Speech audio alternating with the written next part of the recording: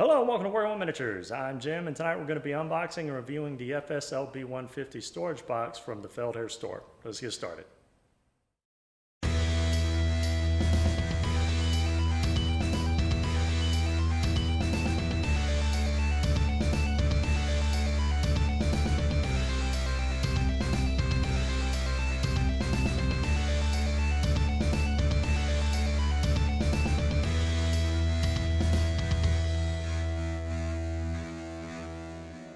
Recently, I put a focus on improving the storage in my painted miniatures as the drawer I was dumping them into was running out of room. The first storage box I'll be looking at is the FSLB150 Feldherr storage box for large base miniatures.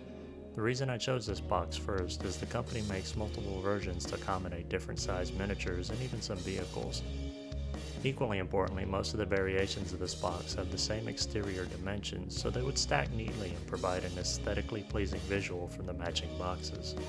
Inside the box are two plastic pieces that make up a carrying handle. However, I read a few reviews that indicate this handle may fail, especially if you have a lot of heavy miniatures inside, so I just discarded mine. And now for the meat and potatoes. Underneath a thin protective top layer is the first foam tray capable of storing 28 miniatures. Each slot has been cut as trapezoids, allowing for larger bases than if they were rectangular.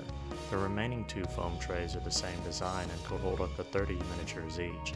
Each of these two foam trays can accommodate 8 tall but thin miniatures, as well as 6 short by wide miniatures. Since I already carry my miniature storage containers carefully, I would actually prefer it if I could stand my miniatures up in the container. And though some of them can fit like this, any with something held over their heads, such as a sword or polearm, would be too tall, so I concede to laying them down. These miniatures are mostly a combination of Reaper miniatures and the WizKids, Pathfinder, and Dungeons & Dragons miniatures.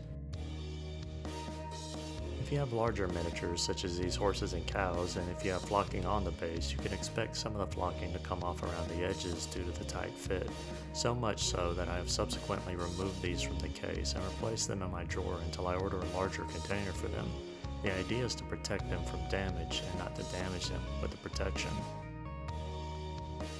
The long slits work well for the taller miniatures such as this Anubis and Snake Demon, but they're not tall or wide enough for some of my Marvel Crisis Protocol miniatures, nor the large Sophie miniatures I've painted in the past. The standard slots work well for miniatures, but for anything with a staff or polearm or high overhead stances or wide stances, they're too small or borderline too small. Billowing cloaks can also pose a problem for these slots.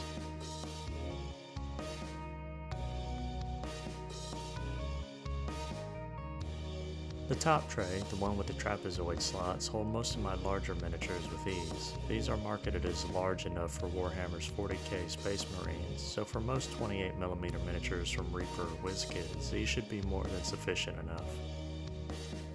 My final thoughts on this product are that it is a good value overall. For the cost of foam in general, you're getting pre-cut slots in 3 separate trays along with a glossy cardboard box that they fit in snugly.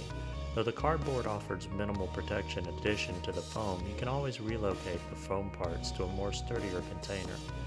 Since I do not travel with miniatures very often, and when I do only in small amounts, this does not pose a problem for me. Then again, even if I were to travel with this case, unless I get in an accident, or someone drop kicks the box out of my hands, this container, cardboard or not, should offer more than adequate enough protection. I am most definitely considering purchasing more storage boxes from this line, but for larger base miniatures, particularly ones with 3-inch bases. The other storage boxes from companies I'll be reviewing in the near future already have some stiff competition from this one. That's going to wrap it up for today. I hope this video helped influence you on purchasing or not purchasing the FSLB150 storage box. If you have any questions or comments, please leave them below. And if you like the content of this video and would like to see more, please like, share, and subscribe. I'm Jim with Working with Miniatures. I'm truly grateful for your time, and I bid you a fond farewell. Until the next video.